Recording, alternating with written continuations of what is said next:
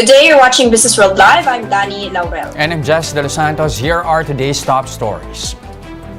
As widely expected, the Bangko Sentral raises its key policy rates by half a percentage point.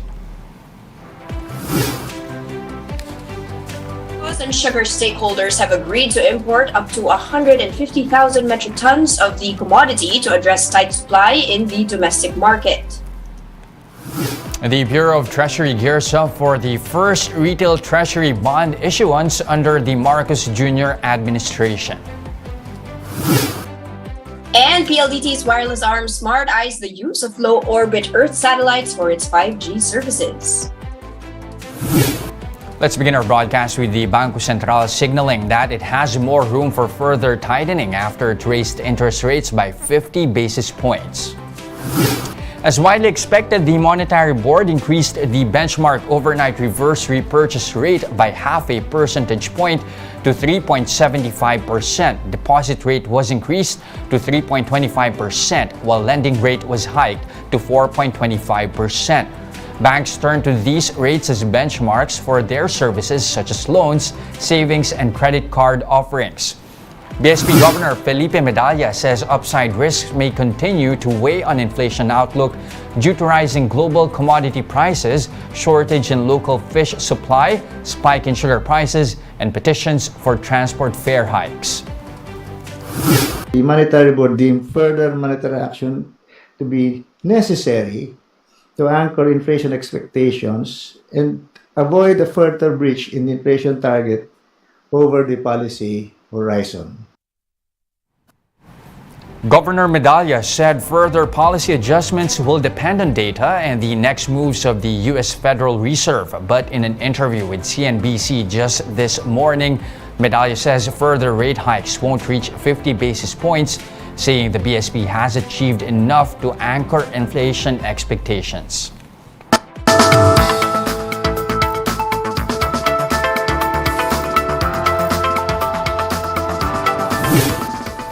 That move by the BSP has been widely expected. Question is, how much more space do they have to pull the trigger? Joining us for some insights is Dan Roces, AVP and Chief Economist over at Security Bank. Good morning, Dan. Dan and Danie, good morning.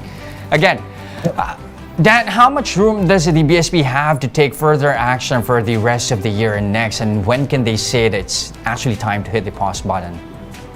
Actually, we're seeing that rising inflation is the central bank's priority now. No? So more so when higher prices are now negatively affecting consumption. So that's actually validated by the second quarter GDP report, no? Where we saw household consumption growth only on essentials and there were scrimping on non-essentials. No? So the latest rate hike actually reinforces the BSP's commitment, no, to anchor inflation expectations while the economy remains robust enough to take it. No? So, but we do think, no, how much more? Probably another 25 basis points in September before a long pause. At least that's our view. Other counterparts have it at around 4.25 to 4.5. No? So, with all this ranges, no, it seems that like the rate cycle is nearing the end. Okay, for you at least it's going to be 4% by the end of the year. Now, Yeah. but like what you said, it's really meant to anchor inflation, but at the same time, that price pressures remain elevated. So question now is, have the policy actions by the BSP done its job? And now that they've raised rates yet again, how soon can we see this tempering price pressures? Well, despite the 175 basis points hike so far, no, inflation may remain precariously elevated. We're seeing cost push pressures persevere, mostly from the peso's weakness, no, while global commodity prices actually begin to subside. No? So with this backdrop, we expect that 25 basis point hike in September before that likely pause to give way to peak consumption and remittance season, no, in the fourth quarter. The BSP will likely conserve its ammunition as consumption returns to support growth in the meantime. No? However, as with any policy rate action, that takes around in the past, it takes around 6 to 8 months for the policy action to actually permeate into the financial system. So we think the past actions and the actions yesterday, that's mostly preemptive to arrest other uncertainties that may come in 2023. Sir, I'll press you po on the inflation issue. Okay. Governor Medalla said, I wouldn't bet my house on what's going to be happening with inflation, but he says there's 50-50% chance it will be above target by the end of the year, but we will be closer to 4%. He even said the mismong inflation target, might be changed. 4 out of 7 months, we've been above inflation target. But you did mention that we do see global commodity prices going down. And he did mention there's going to be a peak, October, November. What indicators are you looking at to say definitively that, inflation is going to be going down? Can you even have a view on what's going to be happening by the end of the year? Well, the main indicator will be those factors that have been driving prices up. So you have wheat, industrial metals, you have energy prices. If you take a look at the charts now, it's actually back to pre-war levels, and wheat is actually trading below January 1 level, so it's even lower at the moment. So I guess with all those inflationary factors actually coming into fore and lower at that, probably that's going to not really lower inflation in the near to medium term, but probably make it more stable.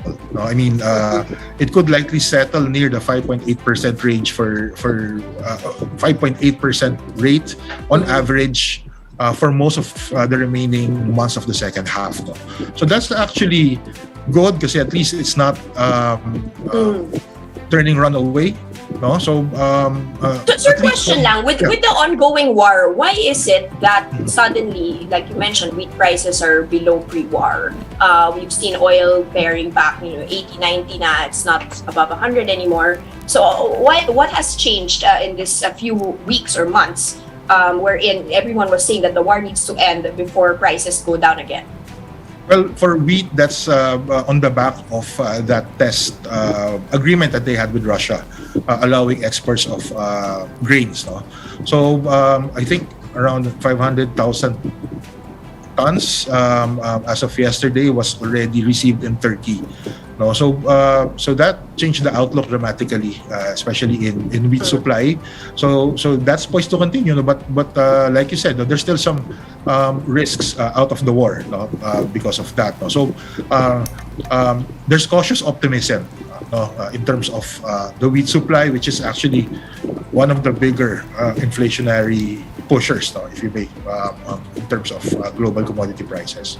For oil, that's mostly predicated on the fact that there's this view that there's going to be some demand slowdown once again because of slowing global inflation. Plus, there's this progress being made with talks out of Iran on the nuclear deal. So part of that negotiation is allowing Iran to produce oil again and become part of OPEC Plus. So we might see them back in the oil market soon, and that's driving also oil prices lower. Now, apart from that, again, like what you mentioned, wheat, but this time around domestically, let's talk about sugar. I mean, this whole mess, you have prices of the commodity going beyond 100 peso per kilo. How do you see this further worsening price pressures? Well, I think most of the risk pressures on price are onshore. So you have that. You mentioned sugar. There's also that shortage in onions, fish as well. So those are local factors, which I think, it's contributing to the larger contributor in inflation, which is the food basket, and that proves sticky going down. So that's why this view, that inflation could likely remain elevated in the second half. But I think that's easier resolved because it's local. I mean, that's a clear shift to inflationary pressures being local rather than being mostly imported, no, like in the past 2 and 3 months. So that's going to contribute to elevated inflation in the intermediate term. Okay, and finally, sir, how resilient is the economy to absorb this hawkishness from the Bangko Sentral? The good gov mentioned that he sees firm domestic demand, but like you mentioned, the second quarter GDP was disappointing compared to forecasts. At what level, of GDP do we need to actually grow to be absorbing these rate hikes, which are now it's already pre-pandemic levels? It might be going even above that. Well, the view is that growth in the second semester will be slower than the first half. No? So the first half was 7.8%. Probably in the second half, no, based on the estimates that we have, it could grow by 5.3%. So inflation could be flattish around 5.8%, like I mentioned, on the back of stickiness as inflation slowly moderates. So that means, the goodwill, quote unquote, that the economy was able to create in the first half will be able to absorb that. I mean, 7.4% growth in the second quarter, slower than expected. That's still very decent growth, no? Compared with the past 2 years. No? So we saw capital formation go up. We saw government spending go up. Imports are deficit is larger now because imports have been growing faster than exports. Household final consumption was the one that actually dampened the growth rate. No? So it's clear, no, that we have this capacity. The economy has that capacity to absorb it, given that decent growth in the second quarter. However, one of the dampeners is because of inflation. No? So that has to be managed, for the second half. And the view, with the rate hikes already in place, second semester will be slower because inflation will likely remain sticky. But all in all, growth for full year could likely be at 6.5%, which is a very good number. So to answer your question, actually, we have to be growing by 6%. Okay. Just to be able to, not only absorb other headwinds, but also to be able to manage as well at GDP levels. All right, so 6.5%. Hopefully, we achieve that, and possibly 4% in terms of interest rate benchmark. And like you mentioned, sir, maybe short-term pain. That's what the governor said yesterday. Short-term pain for long-term gain, as we do need to recover. Thank you so much, Dan Roces, AVP and Chief Economist over at Security Bank. Thank you. Now let's pause for a quick break, but coming right up after that. Bureau of Customs raids 3 warehouses in Central Luzon that are suspected of hoarding thousands of sacks of sugar. More of that and other stories when Business World Live returns. Stay with us.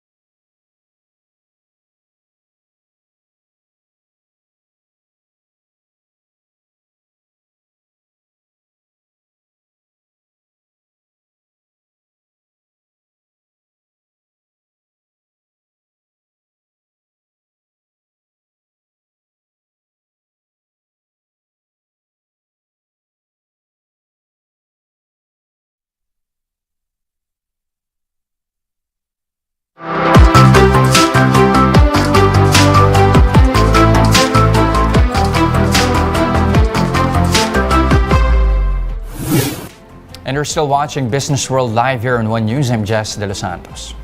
And I'm Danie, Laurel.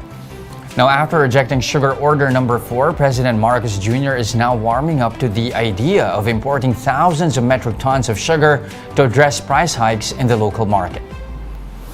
Marcos has agreed with the proposal of stakeholders to import 150,000 tons of sugar, smaller than the 300,000 metric tons that would have been imported under the unauthorized sugar order. The plan was hatched at a meeting with Senate President Mig Zubiri, as well as representatives of farmers, millers, sugar workers, and refiners. Zubiri said the stakeholders thank the president for not allowing too much importation of sugar that would have affected local farmers. The proposed 150,000 metric tons of imported sugar will be used mainly by affected industry players like soda makers and other beverage companies. There is a small shortage that we all agree on. The shortage is about 150,000 metric tons to tide over the industrial users and the domestic household users by October. Kasi by October, full swing na ang ating mga sugar harvest at yung tinatawag paggagaling ng sugar or yung sugar milling. Itong September lamang ang kulang. Now, some 44,000 sacks of suspected hoarded sugar were seized by authorities from 3 warehouses in Bulacan and Pampanga. The confiscated supply has an estimated value of 220 million pesos. Here's the report. Back-to-back raids were conducted by authorities in sugar warehouses located in Bulacan and Pampanga on Thursday. The raids were conducted by the Customs, Agriculture Department, Sugar Regulatory Administration, DTI, and AFP. The agencies acted upon the order of President Marcos Jr. to exercise its visitorial powers to all customs-bonded warehouse and to check their inventory to see if there is hoarding of sugar. In San Jose del Monte, Bulacan, the BOC padlocked 2 warehouses filled with stocks of refined white sugar. The warehouse is owned by a Filipino-Chinese businessman named Victor Chua. According to Chua, he bought the sugar supply from the local market. Chua explained he has no permit to trade because his business is only centered on selling and warehousing of sugar. Hindi naman po ako trader marketing lang ako hindi ko na kailangan siguro 'yon. However, the SRA says all warehouses with local and imported products like sugar should be registered. Chua voluntarily surrendered himself to the San Jose del Monte, Bulacan police. Very cooperative naman si Mr. Chua at mas pinarapat niyang pumunta sa ating police station para doon mapag-usapan kung ano man ang mga kailangan na mga dokumento patungkol dito sa kanyang bodega ng asukal. So doon naman naipaliwanag niya naman lahat sa mga kinauukulan. His workers, on the other hand, were surprised with the sudden closing of the warehouse. Malungkot kami. Siyempre, wala na kami trabaho Dito lang naman kami kumikita ng para makakain pamilya namin. Paano na kami ngayon? Lalo ngayon, pasukan pa Chua was released after providing his statement to the police. But he admits he's worried about his business as the closure of his warehouses meant that he could no longer deliver sugar to his clients, which include restaurants and supermarkets. Siyempre, na perwisyo rin yung mga biyahe, lalo na may mga commitment kami sa mga food industry. Yun nga, kanina tawag nga ng tawag Tapos may mga rules pa naman yung mga food industry na pag hindi mo na-deliver ng takdang oras, kakaltasan kanila ng 1%. Chua is still hoping that the government will soon allow his warehouses to continue their operations. Arian Kalumbiran, We Are One News. Meanwhile, the Customs Bureau has averted the possible smuggling of over 7,000 metric tons of sugar from Thailand. That's at the Subic port in Zambales. That is equivalent to 140,000 bags of sugar, with total tax payment valued at over 45 million pesos. The cargo was intercepted after BOC officials learned that the import permit used was recycled or was already used for an earlier sugar shipment. Acting BOC Commissioner Yogi Filemon Ruiz orders the BOC in Subic Port to take under its custody the 19 crew members of the cargo vessel carrying the alleged smuggled supply.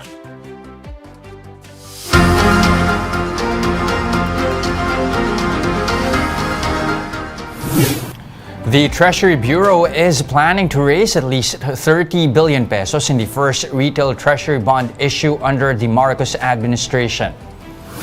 According to a Businessworld report, the RTBs will be due in 2028, and the Treasury will allow existing holders to exchange the debt due this year and in 2023 for the new bonds. The offer period for the peso-denominated debt is from August 23 to September 3 with a tenor of 5.5 years. The Bureau is set to hold a price-setting auction also on August 23rd.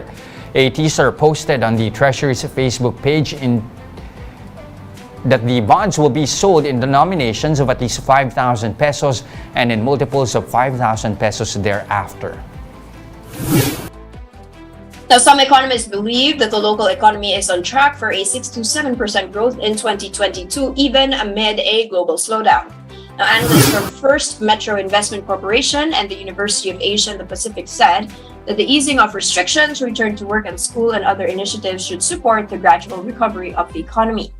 However, they expect slower growth in the second half of 2022 in the absence of election spending and the likelihood of inflation exceeding 6% for the rest of the year.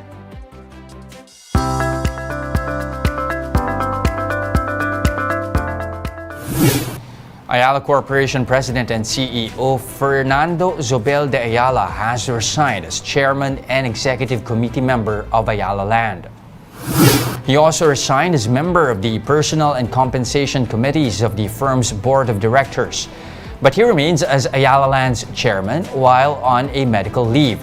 Pursuant to the company's bylaws, Ayala Land's vice chairman, Jaime Augusto Zobel de Ayala, will serve as acting chairman during his brother's leave of absence. And this from the Philippine Star. Smart Communications is tapping a Washington-based firm to explore the use of low Earth orbit, or LEO, satellites for 5G services. PLDT Head of Technology, Strategy and Information Arvin Siena said they have inked a partnership with Omnispace to explore space-based 5G communications using LEO satellites. This as Starlink, Elon Musk's internet from space broadband system, nears its entry in the Philippine market. With download speeds of up to 200 Mbps, it is scheduled to be offered in the country by December. And those are the biggest stories on the economic and corporate front today. I'm Jess De Los Santos. And I'm Danie, Laurel. We are One News, all sides, all the time, but don't go away. We'll give you the latest on the local bourse when Businessworld Live returns. Stay with us.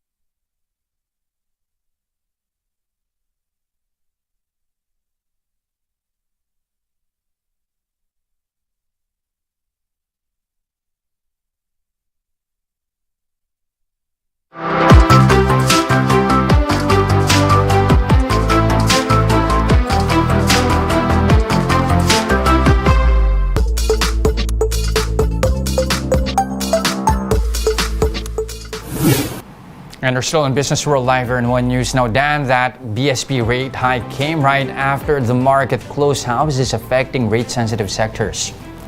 All right, Jess. Well, like you mentioned earlier on, this was largely expected. And if you take a look at my terminal here, we're actually regaining some steam that we had lost yesterday's open was, this drop here. But we are actually up by 0.2% in the past 3 days, firming up above 6,839. So that is actually a bump up from what we were seeing 7 straight days of a rally, and then finally a pullback, and now back on track. Let's take a quick peek at the ones that are really leading the charge here. You can see Ayala Land, as you mentioned, rate sectors that are actually moving here. Ayala Land, Metro Pacific, and Aboitiz as well. But you can see on the downside some consumer stocks feeling the pinch here. JG Summit, as well as Monde Nissin. Now, one good thing about yesterday, Jess, despite the fact that there was, of course, a pullback, we do see this chart, of some green boxes or bars at the end of the chart, just signaling that foreign investors are finally getting back in. Now, another thing that I did want to check out here, I'm going to pull that out for you, is the peso. That was actually little changed after the decision, that closed at 55.89 per dollar. And this, according to ING's Nicky Mapa, he is expecting a depreciation bias for the peso in the near term. Now, Medalla in his talk actually just did mention that if there was no intervention, the peso may have likely declined further, Jess. And finally, just one quick peek at the mining sector, especially for our nickel players. This after the producers in Indonesia. Okay, so this is President Joko Widodo. He revealed to Bloomberg that they might be considering a progressive tax on nickel, pig iron, and ferronickel that has actually brought up these nickel players here in the Philippines, because we might be cheaper, so to speak, than the ones being taxed over in Indonesia. Take a look at that, Jess. Global ferronickel up by 4 4/10%. Nickel Asia up by 3 8/10%. And that's it for today, August 19, 2022. Join us again Monday next week at exactly 9:30 a.m. You can also catch us on Signal Play. Register for a free account now at www.signalplay.com and stream One News live anytime, anywhere. I'm Jesse De Los Santos. And I'm Danie Laurel. Mask on, wash hands, stay safe, Philippines. We are One News, all sides, all the time.